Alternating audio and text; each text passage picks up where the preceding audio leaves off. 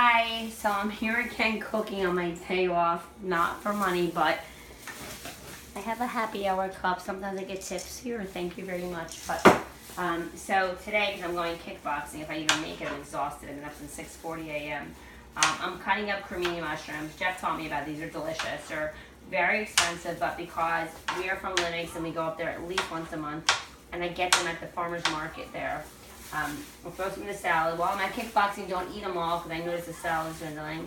And then I'm actually throwing them also on cod, which is soaking in its own juices. I have to get cooking wine with some pepper, some garlic powder.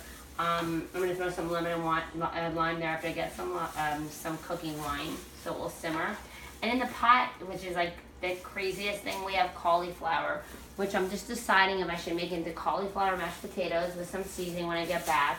I'd say half of it I'm actually going to attempt soon because we had scored. There is a reason in the Jewish religion, everything happens for a reason. I'm going to make a mini 10-inch, right, Jeff?